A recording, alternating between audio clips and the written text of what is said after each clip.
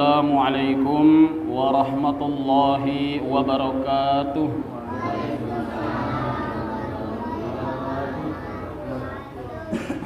A'udzu billahi minasy syaithanir rajim. Bismillahirrahmanirrahim.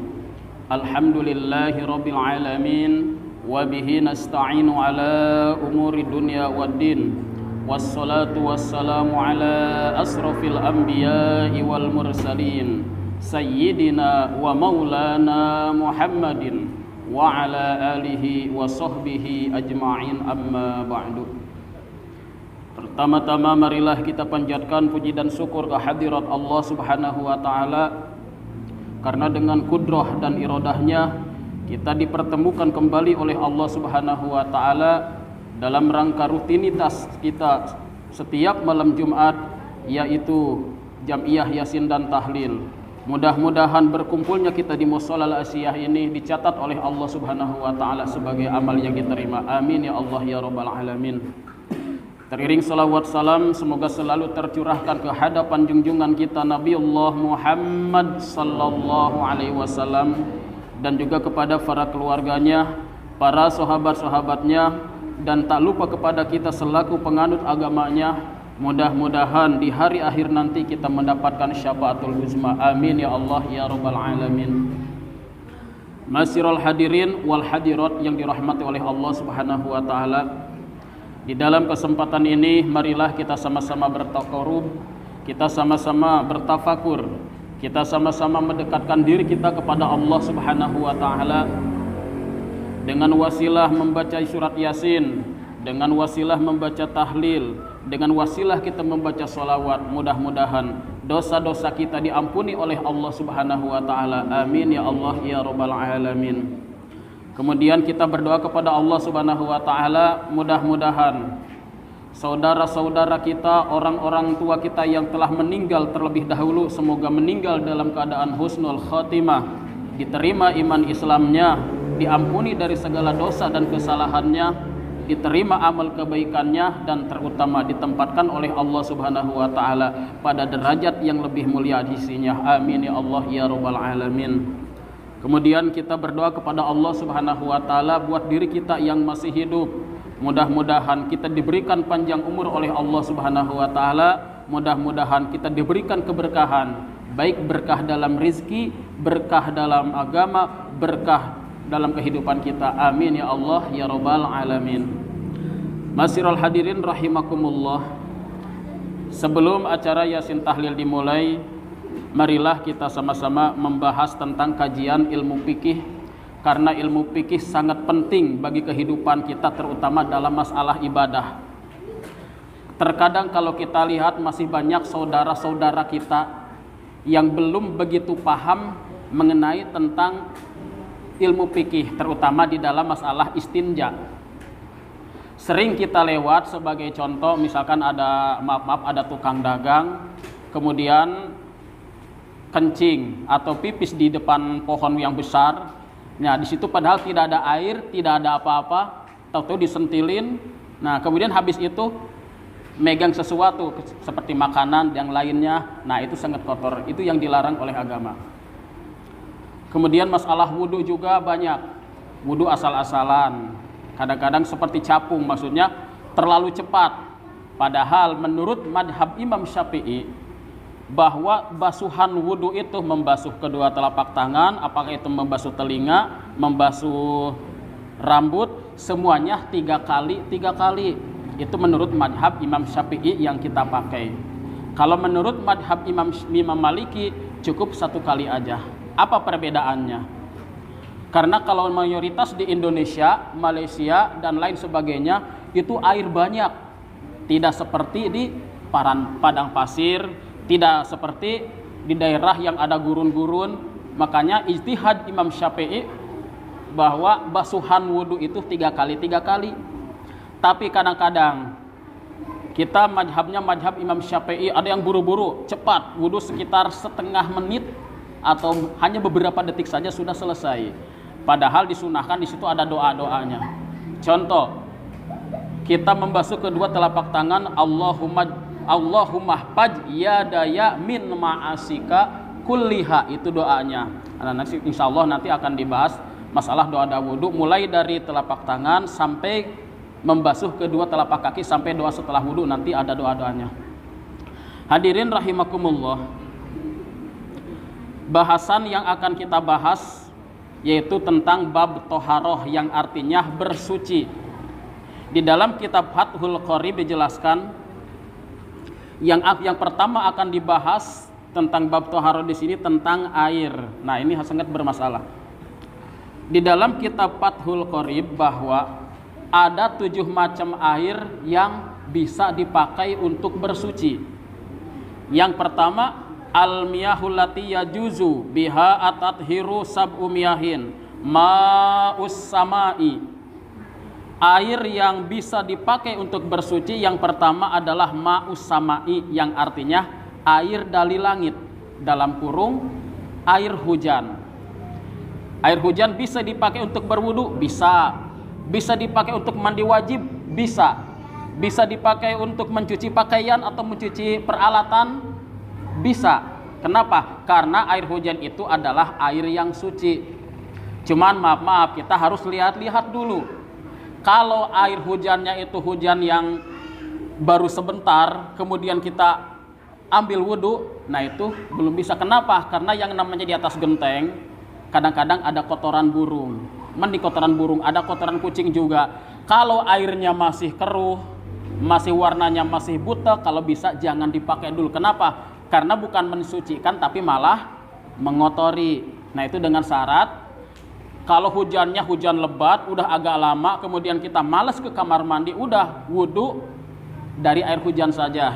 Wudu yang ngalir langsung dari genteng atau dari asbes, itu dibolehkan. Kemudian yang kedua, wama'ul bahri, air laut. Walaupun air laut rasanya asin, boleh untuk berwudu, boleh untuk bersuci seperti mandi wajib dan lain sebagainya walaupun rasanya asin. Tapi ini lebih baik pas lagi darurat saja. Kita lagi berlayar, lagi di kapal, kemudian nggak ada air, kagak bawa air, atau bawa air cuman cukup buat minum, cukup buat nyuci yang lainnya, maka air laut pun boleh dipakai untuk berwudu. Kenapa? Karena semua binatang yang ada di laut pun itu semuanya halal dimakan. Itu menurut mazhab Imam Syafi'i. Menurut mazhab Imam Syafi'i, semua binatang yang ada di laut itu semuanya halal. Kalau menurut Imam mazhab Maliki dan yang lain-lainnya, yang halal itu hanya jenis ikan dan jenis kepiting seperti kerang dan lain sebagainya. Kecuali yang di laut, apa yang nggak boleh dimakan coba? Kapal selam. Nah, kapal selam nggak boleh dimakan itu mah. Semua yang ada di laut kalau memang doyan itu boleh dimakan menurut madhab Imam Syafi'i. Kemudian yang ketiga, wa ma'un nahri, yang artinya air sungai. Tapi ingat, air sungainya sungai yang besar, bukan sungai seperti selokan, bukan sungai seperti air got. Yang dinamakan sungai di sini ma'un nahri, airnya deras, contoh seperti Kali Malang, kali yang ada di depan kita. Cuman kalau airnya pas lagi bening, kalau pas lagi keruh, bau, nah itu nggak boleh. Tapi kalau keruhnya keruh, tercampur dengan perkara yang suci seperti air apa? Air bah, air banjir, air keruh dengan tanah, tapi airnya mengalir deras, itu masih bisa dipakai untuk bersuci, kecuali airnya tergenang. Kemudian yang selanjutnya, wama usalji, air es. Air es boleh dipakai bersuci, boleh. Tapi kalau bisa jangan kita ambil dari kulkas kemudian pakai berwudu, sayang. Ini maksudnya kalau kita berada di mana? Kutub utara. Nah, nggak ada air, kemudian kita ngambil air es, dicairkan, kemudian dipakai wudu, itu boleh-boleh saja. Kemudian yang selanjutnya, wamaul bi'ri, air sumur. Jelas-jelas air sumur bisa dipakai untuk bersuci, karena air sumur itu air yang langsung keluar dari dalam tanah, dari mata air langsung.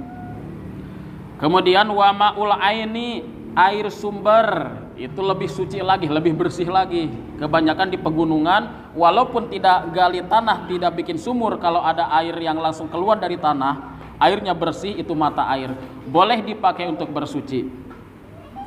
Kemudian yang selanjutnya, yang ketujuh, wa ma'ul barid, wa ma'ul barodi, yaitu air embun. Itu yang terakhir, yang ketujuh, air yang bisa dipakai untuk bersuci. Hadirin rahimakumullah. Kemudian air yang 7 perkara tadi bisa diringkas menjadi 4 perkara. Yang pertama adalah tohirun mutohirun ghairu makruhin isti'maluhu wa huwa al-ma'ul mutlaq. Air yang suci kemudian bisa mensucikan perkara yang lainnya, itu namanya air mutlak. Tapi dengan syarat kalau air tersebut harus melebihi 2 kulah. Itu menurut hitungan ilmu fikih.